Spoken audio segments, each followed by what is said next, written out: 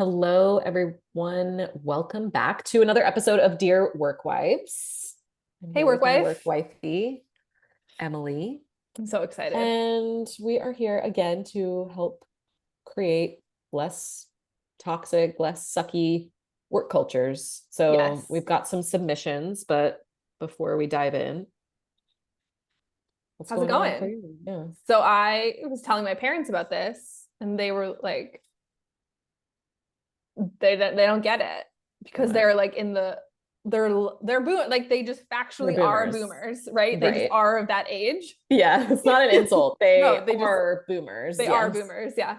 And Same. they just did not understand the concept of like they were excited for me. They were Oh, like, they oh don't my gosh, understand this the is so concept of the cool. podcast. Of like of a work of changing work cult. Like they're just in that generation of like you Oh, just go to interesting. work and you know what I mean? And you just do your Yeah, they're like, job. why would you try to change something, And Emily? then also via a podcast, it was like a double whammy for them.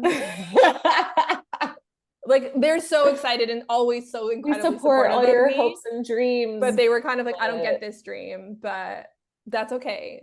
I think my dad still secretly hopes that I'm going to become a pastry chef again one day. So, he's still on that dream. And I'm like, dreams have changed, Dad. Again, so loving and supportive, but just it yes. was just so funny because my friends who are like my fellow millennials are like, yes, so excited. I have stories for you. I know. Can't wait to listen. Like, is Yes. it live yet? Yeah. My parents are like, how do you log into a podcast? Oh my I'm just like, oh, I love you so much. They're so I cute. love it. But we learned today. I don't even tell my parents this type of stuff. Like, Oh yeah. they don't even know that like I have a podcast. Are your parents older than is your dad still in the boomer generation? He's 80 now, so he is a boomer, I think. Yeah. Right? Like, I don't know what, like, I need to Google what's boomer age group right now. Let's see. 1946 to 1964. So oh yeah. So my parents are at the tail end because they're like they're early 60s, late 50s birthdays. okay. And my dad is oh wait. Baby boomers. I don't think he's a baby boomer. You think he's the tail end of the generation before that? I think he's what is called on Google here as the silent generation. Oh. Because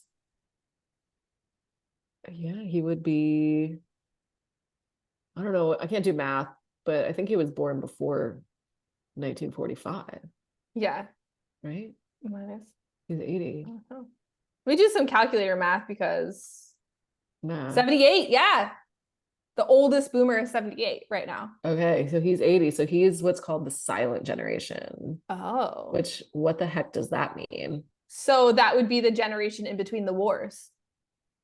Silent generation, also known as the traditionalist generation, is the Western demographic cohort preceding the baby boomers. 3 characteristics: traditional values, financial prudence. Yeah. Great Depression. That's why. Interpersonal respect, work ethic. Yep. Tracks. Because yeah, the silent generation would have been grown up in the Great Depression and been come of age during World War II. Yeah. And you and I just finished The Nightingale that you recommended to me, which takes place in World War II. Yes. So like reading about people growing up in that, I can totally understand why that would be called like a silent generation.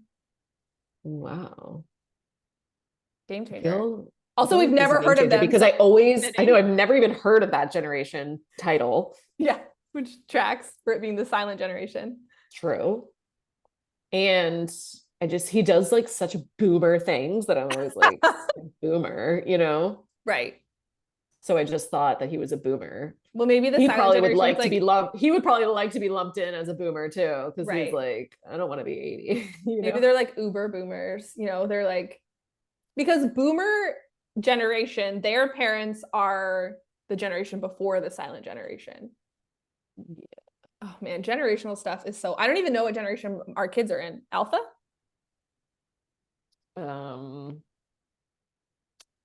James's claim to fame is that like on some of these Google searches, he's not a millennial.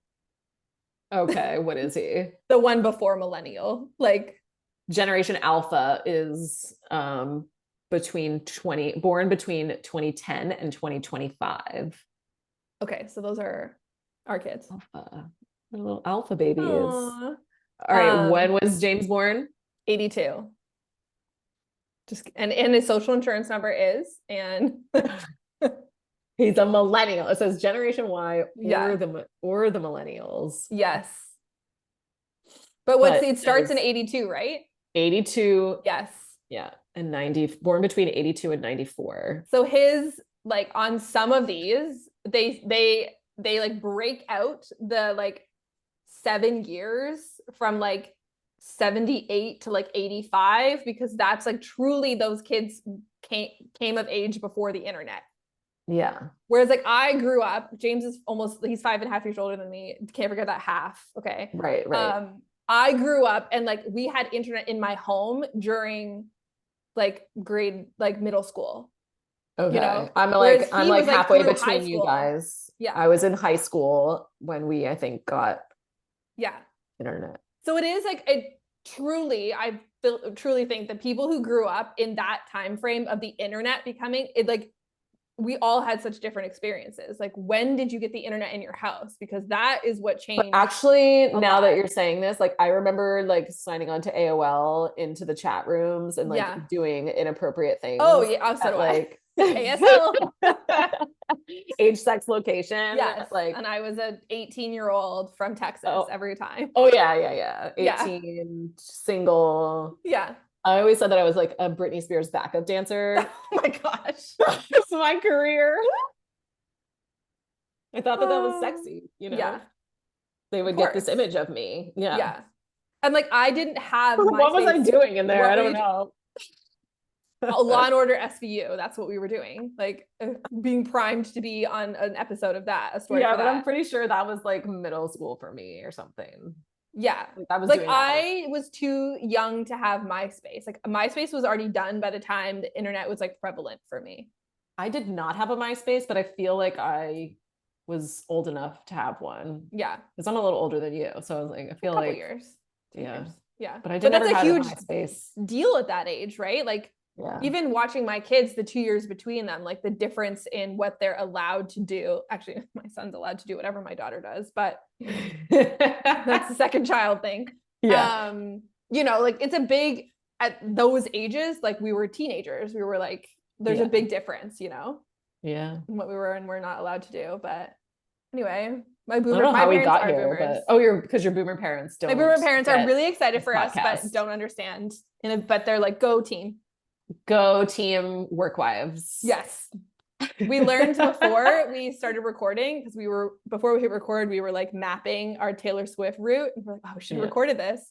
But it's okay because we just had another random conversation to make up for what we missed. Yeah, that's true. I'm just getting travel anxiety about traveling the 5 miles to the stadium. Listen, it's a big deal. And there's a bridge like that we have to factor in. Yeah, but I'm less worried about the bridge and more worried about the 1 mile, like square mile around the stadium. So we'll be wearing our walking shoes. I'll be wearing my walking shoes. Yeah. And we're gonna just go hours early and it'll be fine. Yeah. How are you though? How are you doing besides your travel anxiety?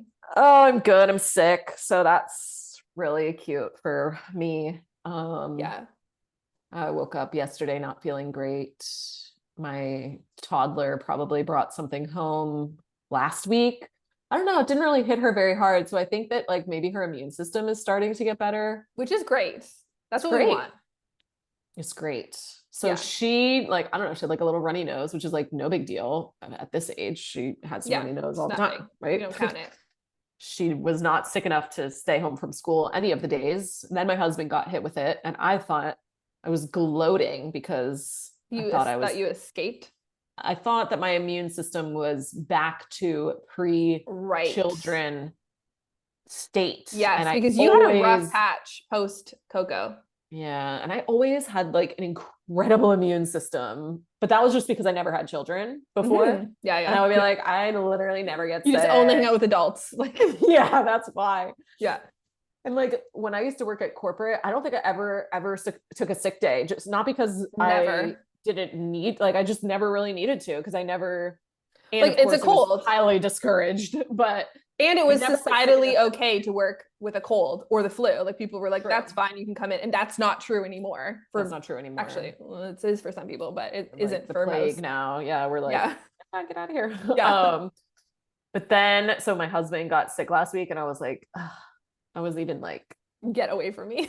like, get away from me. And I didn't tell him this, but I was like, he needs to take better care of himself because he's not working out, he's not eating well, and this is why he gets sick. Oh my Bless God. you. The timing. I was like, and this is why he gets sick. And I'm not getting sick. And then You got womp sick. womp. I got sick yesterday. And Yeah. we actually had like a big event for Clockwork that I had to power Deliver through. sick. Yeah. So I powered through that. And I think I was fine because my adrenaline was going. And then today, whenever you wake up, it's worse in the morning too. Oh, Because yeah. you got Scientifically. the drainage happening Yes. and Yeah. then And you're Coco, dehydrated and all that. Yeah. Coco baby is sick too, and her birthday's this weekend, so it's just gonna be so sad. But she's in still good spirits. She's just a little extra snuggly, but Yeah. I'm looking forward to like resting for the rest of today. Yeah. Okay. So Well, I appreciate you being here and doing this, even though you're not feeling well. I did give you plenty before you gave me anyone options looked to at us, out, and I could have outed. I know, because they're but gonna I be like, was "What is this? You're working I'm- sick." I'm like, I "No." know. This is a personal choice, just because it was already on my calendar, and like I don't feel like I'm gonna die. It's just like a Right. little annoying, Exactly. So To be honest, I have the same sickness, even though we yeah. live in completely opposite ends of the world. So I didn't give this to you. No. Yeah. But I think almost everyone on the Clockwork team, well, I'd say half of us, I have this are little experiencing crud. similar things. So I do just think that there's something going around right now. Yeah. The So entire I'm gonna rest the rest of the day. And it's still early, so Yeah, cool. taking care of myself You and got this. just thought I would have some fun here with Dear Yeah. Work Wives. Always a blast. Should we dive in? We have some good I'm ones. always game to gossip, even when I'm That's sick. the thing, right? It's like, this is not a chore. This is enjoyable. We get to hang out, which is something that we don't get enough of that time, even though we see each other every day. It's never enough. And we get to read some like really interesting goss. So it's fun. You want to go first or you want me to read? I'll read. Okay, so this person is looking for advice. This is from Not Fair. What are your thoughts on this? We are now being required to work in the office. Boo. They say in brackets versus remote, which we did during COVID, and there's no reason we can't continue. So that is negative. Rude. But my boss doesn't come in. ...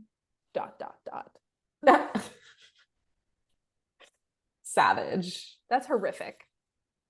That is, I'm feeling extra sassy today, but I would not stand for that. All for one and one for all. If people have to come in, we all have to come in. Yeah. Like, what is the like boss? Not to mention the fact that like no one really needs to be coming in, and the boss is basically showcasing that by just not coming in. So like, and who would tell on you if you didn't come in? Because if the boss is not there, how do they know that you're not there? Right. Unless you're like Zoom calling and they're like, that's your house. We're in the background. Yeah. I have a lot, like I'm very lucky that I'm never going to have this conversation because there is no in-person office for us. Yeah. But there are people whose corporations are trying to like reel them back in, and the reasons they have are completely bogus, like for team culture. And meanwhile, there's like 4 people in the office because people take it just doesn't make any sense to me.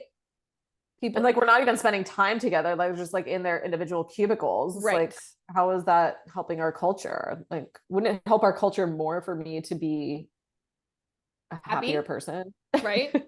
Like the statistics on how much time is wasted in an office, commuting, and also just in an office. Oh yeah. Because even just think about before we like hit record on this, like we just chit-chatted for 20 minutes.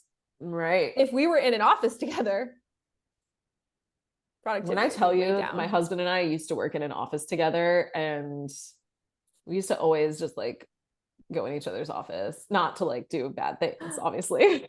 Obviously, I don't We believe would you. never. But he would just like come to my office and like shoot the shit, you know? Yeah, that's the whole point. That's why our Slack channel is called the water cooler, and that's where we just shoot the shit, because that's like the only good thing about working in Or I would person. go up and like talk to my admin for like an Yeah, hour.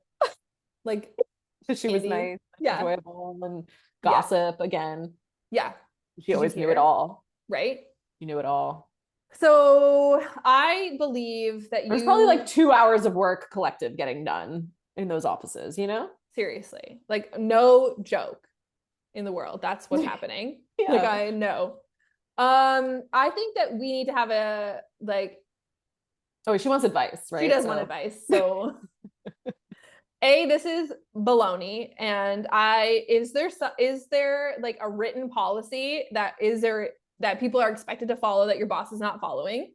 And if there is, I would challenge it, and I would also go, if your boss has a boss, then I would go to them and be like, well, so and so is not coming. So like, what is the purpose of making us come into the office? Like, right. And I would use it to your advantage to help get you out of the office, not for the purpose of tattling on them to get them in the office. yes, You know, like because yes, you could angle that two different ways, right? Like 1000%. so and so is Thank you not for in the office clarifying and that. they need to be here. It's like, no, no, no.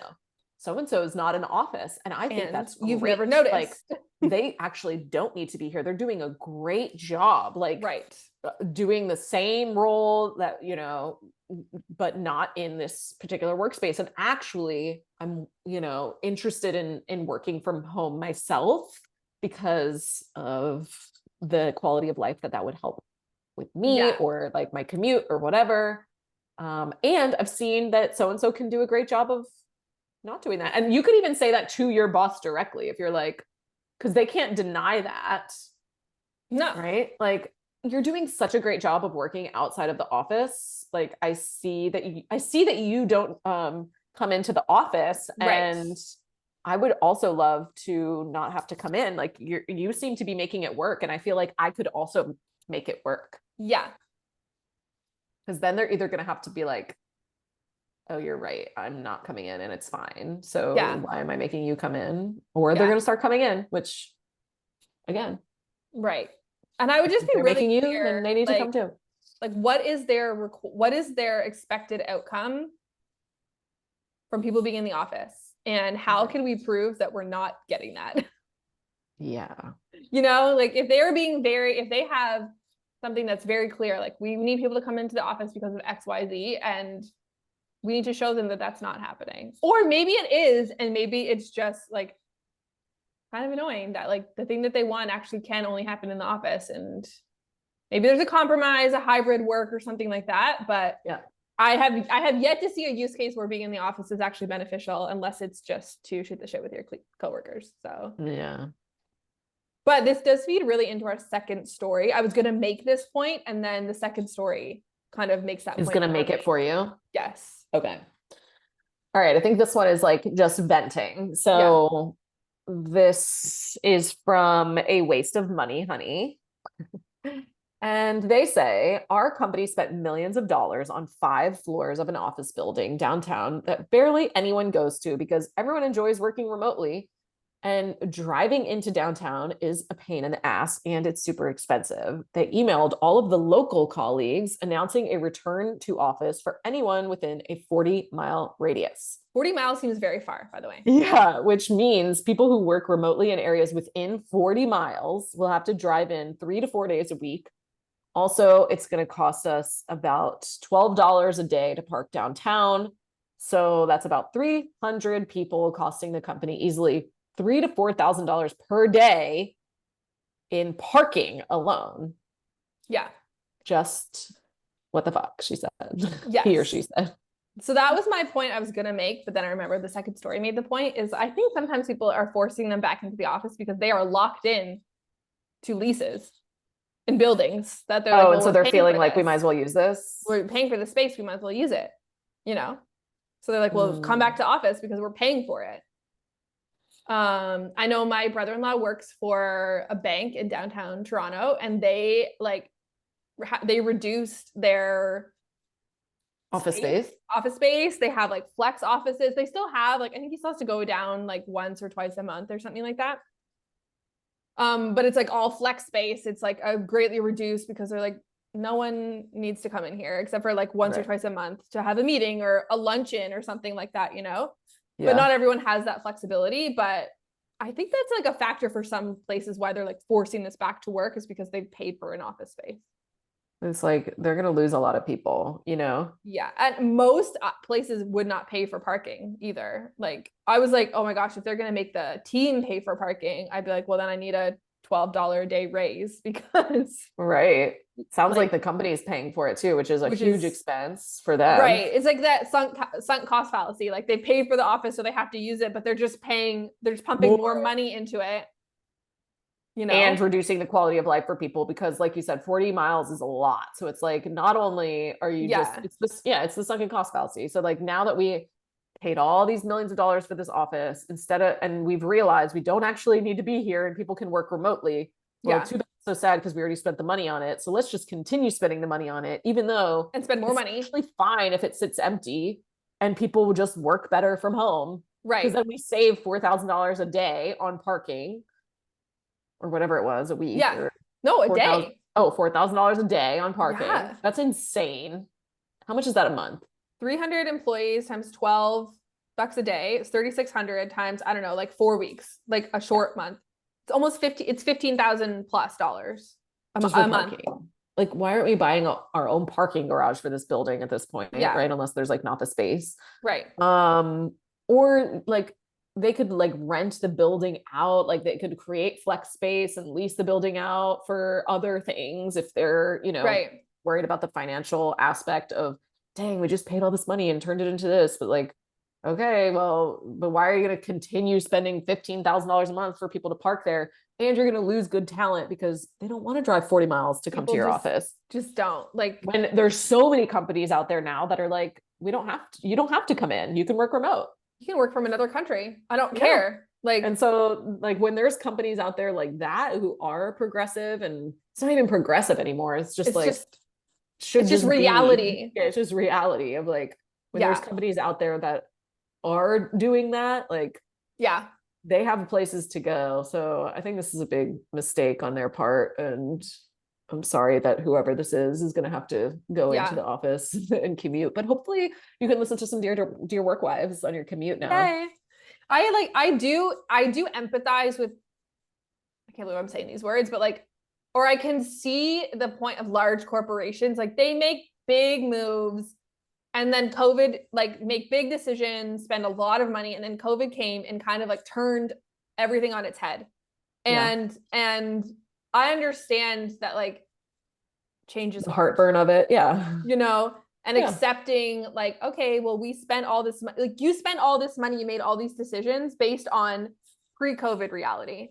Like we don't live in that world anymore, regardless of whatever you want to say about COVID. Like it just changed how the workplace functions for people who work at a desk, at a computer, and, you know, just need Wi-Fi to get their job done. Like you can do that anywhere. And I don't like, can we just acknowledge like how much time humans spend like commuting to and from work? I could never. I like, it's so much time of their day, of their week, of their life that if you can just give them back that hour. Right.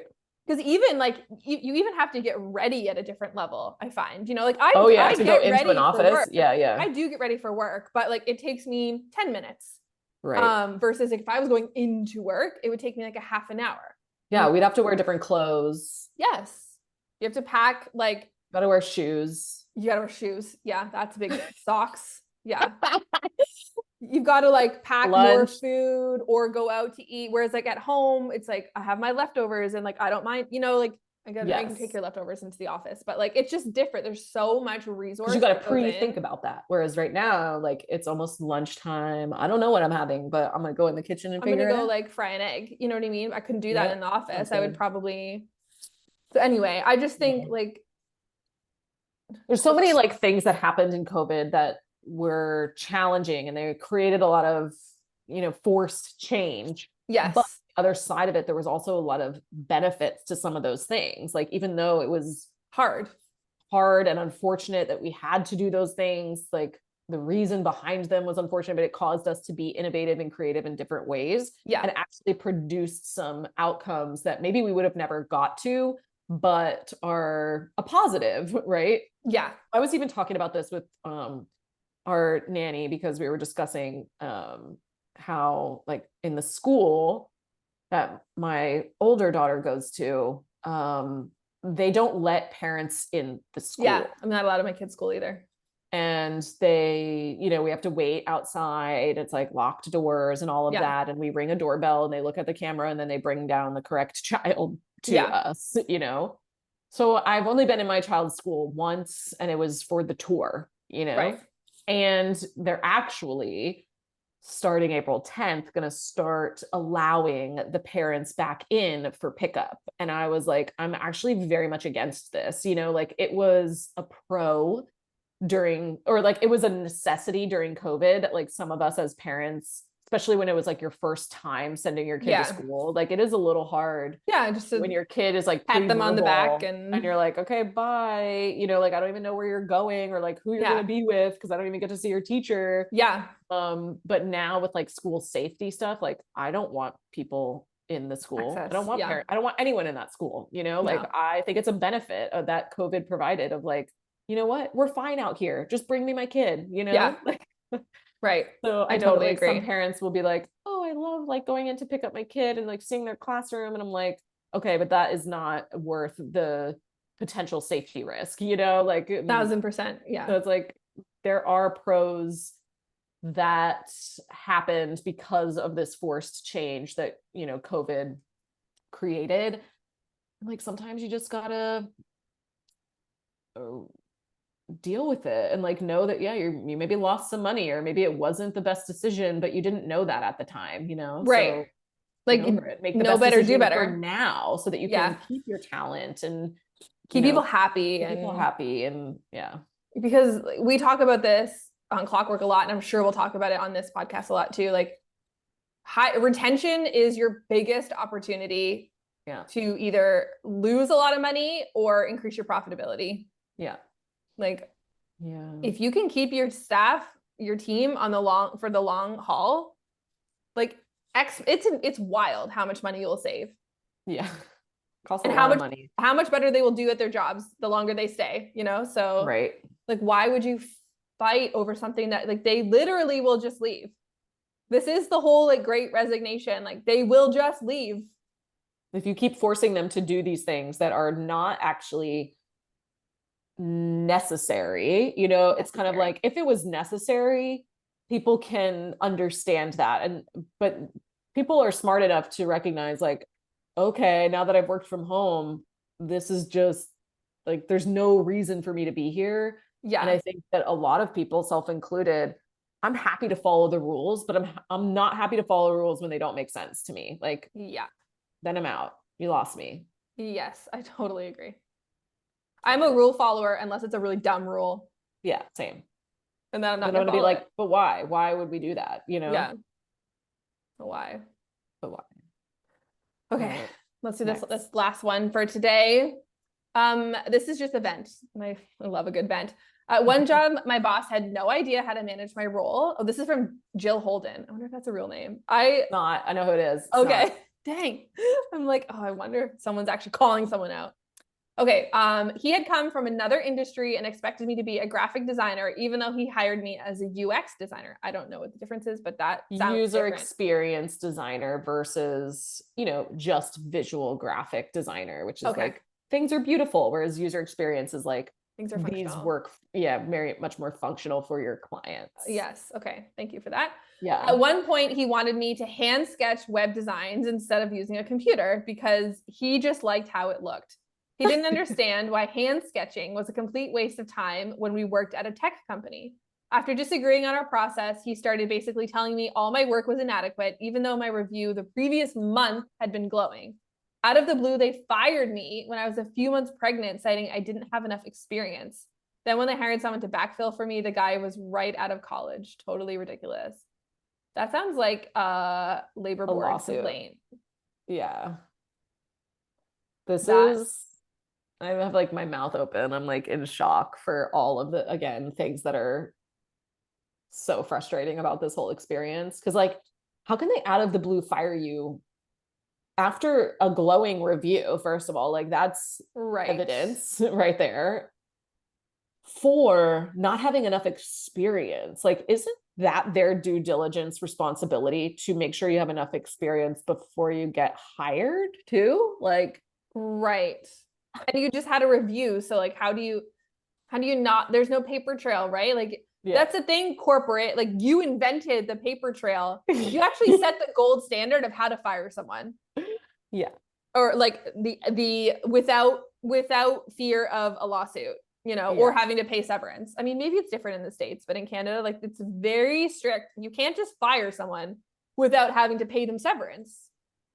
I mean, this seems very sketchy. Like, oh, totally. I'm not saying, but she also did not deserve to be fired. But right. I don't think you have to pay severance. I think it's like a nice to have, and I'm not a lawyer, so I could be wrong on this, but I don't think. Right. Maybe it's state to state. I keep hearing like right to work or something like that, or will work. I don't know.